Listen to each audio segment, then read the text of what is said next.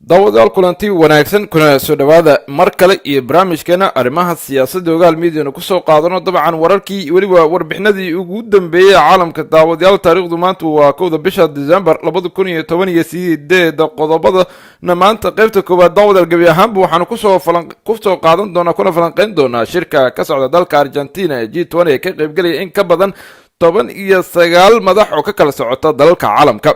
madaxweynaha dalka mareykanka Donald Trump, madaxweynaha China, madaxweynaha Russia, haweeneyda dalka Ingiriiska Theresa May iyo weliba wafuud kale oo caalami ah ayaa shirkani ku sugan. dhanka kalena waxaa ku sugan dhaxal sugaha dalka Sacuudi Carabiya Mohammed bin Salman oo shirkani wajigaba xoogan kala kulmay hor inta uusan furmin shirkani maalnimadii shalay ahayd. shirkan ayaana hadda si habsami leh uga socda dalka Argentina iyadoo wafuudda shirkan ka qayb galaysa ay kulankan inta uu furmin ka hor yeeshay kulamo hordhac ah oo ay ku wada hadlayaan wada xaajoojida lagu wado inuu shirkan ka soo baxmo iyo heshiiska lagu wado inay ku gaaraan gabagabada shirkan ee maanta. madaxweynaha mareykanka Donald Trump ayaana go'aan adag gaaray intii uusan gaarinba dalka Argentina xilli diyaaradda Air France One uu ku gaaray go'aan adag ah inuusan la kulmi doonin madaxweynaha dalka Russia Vladimir Putin oo ku aadan dagaalka dalka Ukraine ee ka socda. dhanka kalena madaxweynaha dalka Turkiga Recep Tayyip Erdogan ayaa isagana la sheegaya in uu soo go'aansaday inuusan la kulmin dhaxal sugaha dalka Sacuudi Carabiya Mohammed bin Salman oo ku aadan kiiskii wariye Jamal Khashoggi. dhanka kalena waxaa la arkayay xilli oo galayeen sawir guud madaxda ka qayb galaysa shirkani madaxweynaha dalka Turkiga Recep Tayyip Erdogan oo ag maraya Mohammed bin Salman isagoona gacan qaadin. dawladda dhanka kalena madaxweynihii hore ee Mareykanka George W. Bush ayaa ku geeriyooday da'da 49 jir sida uu xaqiijiyay wiilkiisa. qodobadaas iyo dabcan qodobo kale ayaan maanta barnaamijkeena qaybta koowaad aan ku soo qaadan doona. haddii aan ku bilowno daawadayaal, madaxweynaha Mareykanka Donald Trump ayaa bilaabay kulamo laba maalmood qaadan doona oo uu kula yeelanayo hogaamiyaasha caalamka ee ku kulmaya aqalka dalka Argentina oo martigelinaya shirka madaxeedka G20 ee dalalka ugu dhaqaalaha wanaagsan dunida. hayeeshee hal hogaamiye ayaa u muuqatay in Trump uusan la kulmi doonin ayaa madaxweynaha Russia sida lagu sheegay. Trump ayaa qoraal uu soo dhigay Twitterka ku sheegay inuu go'aansaday inuu joojiyo kulan uu la qorsheenayay inuu Putin la yeesho magaalada Buenos Aires sabab la xiriira in Ruushka uusan dib ugu celinin Ukraine maraakiib iyo weliba badmaaxiyiin ay ku qabsadeen badda Pacifica. afhayeenka aqalka cad ee Mareykanka Sarah Sanders ayaa sheegtay in go'aanka lagu joojiyay kulanka lagu gaaray diyaaradda Mareykanka madaxweynaha ee Air France dusheeda kadib markii Trump uu warbixin ka helay xogayaha arrimaha dibadda ee Mareykanka Mike Bob, la taliyaha amniga qaranka John Bolton iyo weliba madaxa shaqaalaha aqalka cad ee John Kelly. arrintan ayaana dhalinaysa in madaxdani aysan wax heshiis ah ku gaarin inta uu socdo shirka G20 iyadoo dhanka kalena laga deerinayo in madaxda ka qayb galaysa shirkan ee G20 aysan wax heshiis ah ka gaarin inta uu socdo kulamada. hogaamiyaasha dunida ayaana furitaanka kulankooda G20 ku bilaabay khilaaf iyo weliba is-afgaranwaad taasoo sii kordhinaysa cabsida laga qabo in shirkan dhacayo dalka Argentina uu ku guuldareysto in laga soo baxo heshiis kama dambeysa. madaxda ayaa waxa ay aad ugu qaybsameen mowduucyada isbedelka cimilada, ganacsiga iyo dilkii loo geystay wariye Jamal Khashoggi. shirkan G20 waxa uu ku bahoobay ilaa iyo 19 dal oo ah kuwa ugu horumaray dhanka warshadaha iyo weliba dalalka kale ee midowga Yurub. shirkan wadamadan ayaa waxaa la bilaabay sanadkii 2008 waxa ayna xubnaha ka tirsan fursad u siinaya inay ku xaliyaan arrimaha siyaasadda ugu waaweyn oo markaasi taagan. amniga magaalada uu shirkan ka dhacayo ayaa aad loo adkeeyay iyadoo maalintii Jimcaha ahayd laga dhigay magaalada guud ahaanba fasax, waxaana la xiray dhammaan ganacsiyada waaweyn ee magaalada shirka ka baxayo. dibadbaxyaal careysan lacagta lagu kharash gareynaya shirkan ayaa isugu soo baxay banaanka goobta uu ka dhacayo kulankani. dhanka kalena Mareykanka iyo Shiinaha ayaa waxa ay ka dhaxeeya dagaal ganacsi oo saameyn weyn ku yeeshay dhaqaalaha dunida. madaxweynaha Mareykanka Donald Trump iyo dhigiisa Shiinaha ayaa markii ugu horeysay kulmi doonaan tan iyo markii canshuuraha lagu kordhiyay badeecooyinka isaga goosha labada dal. Mareykanka ayaa Shiinaha ku eedeeyay in ganacsigiisa uusan ahayn mid cadaalad ku saleysan, halka Shiinuhu Mareykanka ku eedeeyay inuu isagu dayo inuu xakameeyo kobaca dhaqaalahiisa ku saleysan sharciga. kahor kulanka cashada ee labada madaxweyne ayuu Mr. Trump sheegay in ay wanaagsanaan lahayd inay heshiis ka gaaraan khilaafka ganacsiga ee labada dal. madaxweynaha Russia ayaana isagana soo dhaweeyay sheegayna in labada dalba ay u tahay guul haddii ay ka gaaraan dagaalka ganacsiga ee ka dhexeeya labada dal ayaana horey ugu dagaalamay ganacsiga adduunka iyagoo hadda soo saaray mid kastaba inuu canshuuro badeecooyinka iskala kala goosho labada dal. maraykanka ayaana hore waxa uu u sheegay in shiinaha uu ilaashanayo oo keliya dhaqaalihiisa, taasoo ku sheegay in dunida aysan hormari karin. shiinaha ayaana dhankiisa ku eedeeyay maraykanka inuu rabo inuu xakameeyo dhaqaalaha adduunka, sidaa daraadeedna aysan dhici doonin.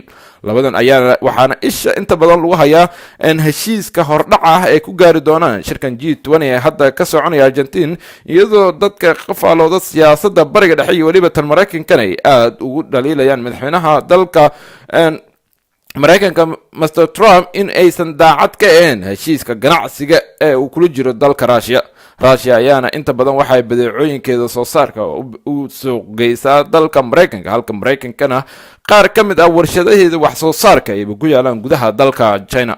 arrintan ayaana waxaa inta badan laga yaabaa in aysan kulamo keliya ay noqoto, balse aan laga gaarin heshiis rasmi ah inta uu socdo shirka G20. dhanka kalena waxaa aad looga deerinayaa in heshiis aysan gaarinba dhammaan madaxda ka qaybgalaysa shirkan, iyadoo dhanka kalena shirkan uu kasoo qaybgalay dhaxal sugaha dalka Sacuudi Carabiya Maxamed bin Salmaan oo ku eedeysan dilkii wariye Jamaal Khashoggi, iyadoo la arkayay wejigabax xoogan uu kala kulmiyey madaxdii ka qaybgalaysa shirkan intii uu socday iyo weliba ka hor kulamadii ay yeesheen goonigoonida ahaa ay yeelanayeen madaxdii ka qaybgalaysa kulankani. inta ilaa hadda la xaqiijiyey Maxamed bin Salmaan ayaa waxa uu la kulmay sida la sheegayo madaxweynaha dalka China, madaxweynaha dalka Indonesia, ra-iisul wasaaraha dalka India, haweeneyda dhanka Theresa May ee dalka UK iyo weliba madaxweynaha dalka Faransiiska Emmanuel Macron. dhammaan madaxdan ayaa waxa ay ka wada hadleen ama ku cadaadinayaan Maxamed bin Salmaan sidii uu usoo afjari lahaa banaankana u keeni lahaa kiiskii wariye Jamaal Khashoggi oo ku eedeysan inuu isaga maleegay ama uu ka dambeeyey amarkii kama dambaysta ahaa ee lagu khaarijiyey wariye Jamaal Khashoggi gudaha safaaradda Sacuudi uu ku leeyahay magaalada Istanbul.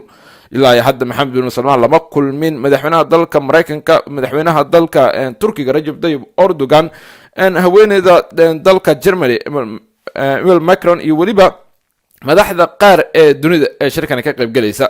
ilaa haddana lama ogo qorshaha ku aadan Maxamed bin Salmaan ee shirkan, inkastoo shirkan uu aaday siduu iskaga soo meeri lahaa eedemihii ku aadanaa dilkii wariye Jamaal Khashoggi. haddana waxaa la arkayay madaxweynaha dalka Turkiga Recep Tayyip Erdogan oo salaanta la agmaraya xilli sawir ay wadageliyeen wufuudii iyo weliba madaxdii ka qaybgalaysay shirkani. arrintan ayaana waxa ay noqonaysaa iyadoo Maxamed bin Salmaan la arkayay sawirkan inuu ka taagnaa meel gooni ah oo dhinaca ahayd, halka mararkii hore ama sawiradii horena uu ku dhex jiri jiray gudaha madaxda qaar. madaxweynaha dalka Turkiga Recep Tayyip Erdogan ayaana meel aad uga fog istaagay xilligii sawirada la qaadi, waxaana la arkayay dhanka kalena haweeneyda Theresa May oo iyadana aan salaanta la agmartay Maxamed bin Salmaan xilligii sawirada la qaadayay. dhanka kalena qoraal ka soo baxay wasaaradda arrimaha dibadda ee Ingiriiska ayaa lagu sheegay in haweeneyda dalkan ee Theresa May ay ku cadaadinayso Maxamed bin Salmaan siduu usoo afjari lahaa kiiskii wariye Jamaal Khashoggi, loona heli lahaa xog dhammaystiran iyo weliba in Sacuudiga uu dhexdhexaad ka noqdo arrimaha, iyo weliba in Maxamed bin Salmaan uu caddeeyo dilka sababta ka dambeysay iyo weliba ilaa hadda in aan la helin xog rasmi ah ku aadan meedkiisa meeshuu ku dambeeyey.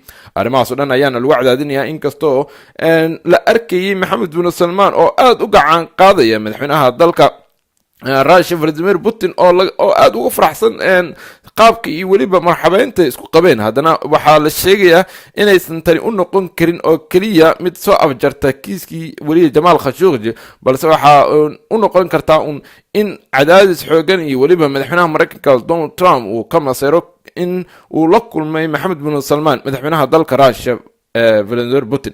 arrimahaas oo dhan ayaana shirkani ilaa hadda wuu socdaa, wix gabagabaahna kama soo bixin. dabcan daawadayaal wararkeena dambe ayaan wixii warara oo kusoo kordho oo shirkani ku aadan idinkugu soo gudbin doona. dhanka kalena daawadayaal madaxweynihii hore ee Maraykanka George W. Bush ayaa geeriyooday sida uu xaqiijiyey wiilkiisa.